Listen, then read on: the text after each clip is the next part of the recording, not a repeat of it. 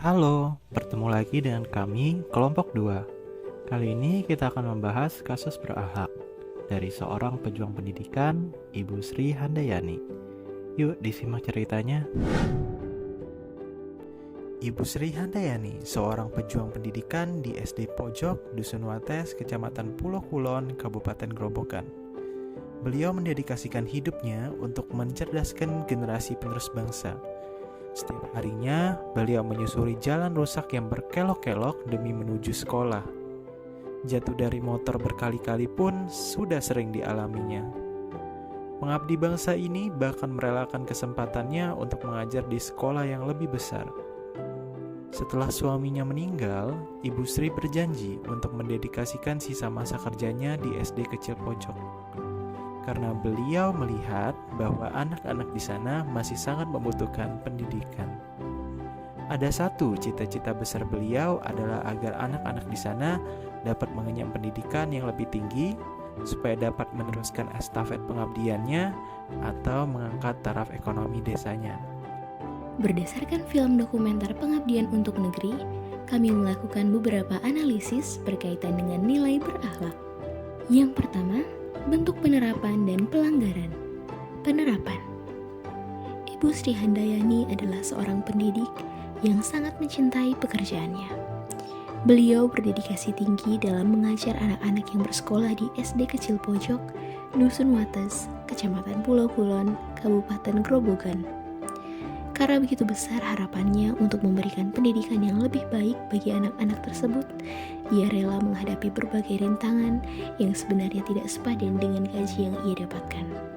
Bahkan ia telah jatuh berkali-kali dalam perjalanan menuju maupun pulang sekolah. Namun itu semua ia lakukan demi memberikan masa depan yang cerah bagi anak-anak tersebut hingga nanti dapat memajukan daerah mereka. Pengabdian Ibu Sri Handayani ini sangat menggambarkan nilai berorientasi pelayanan, kompeten, dan loyal dalam melaksanakan tugasnya. Selain itu, ia senantiasa menjaga hubungan baik dengan masyarakat sekitar. Bahkan dilakukan kerjasama dan kerja bakti dengan masyarakat di dusun tersebut.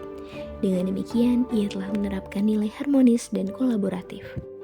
Meskipun memiliki keinginan untuk memberikan pembelajaran yang lebih baik dan modern, hal itu belum bisa dilakukan karena tidak didukung oleh sarana-prasarana yang memadai. Namun ia senantiasa memberikan pembelajaran seoptimal mungkin menggunakan media digital, tetapi disesuaikan dengan sarana-prasarana yang ada, misalnya handphone. Selain itu, banyak kejadian yang mungkin tidak dapat ditemukan pada SD pada umumnya, yaitu adanya siswa yang membawa adiknya ke sekolah. Hal ini dapat ia atasi dengan memberikan treatment khusus, misalnya dengan memberikan kesempatan untuk menenangkan adik siswa tersebut jika ia menangis selama sesi pembelajaran. Hal ini menunjukkan ia dapat beradaptasi dan melakukan inovasi sesuai dengan keadaan lingkungan sekitar. Dan sebagai bentuk tanggung jawabnya, ia menepati janjinya untuk tetap menjadi pengajar di SD Kecil Pojok hingga hari tuanya. Pelanggaran yang terjadi pada film dokumenter tersebut berasal dari pemerintah setempat yang belum dapat memberikan fasilitas berupa jalan dan jembatan yang memadai. Selain itu, pemerintah juga kurang tanggap dalam memberikan bantuan kepada sekolah SD Kecil Pojok yang sangat membutuhkan sarana-prasarana yang memadai.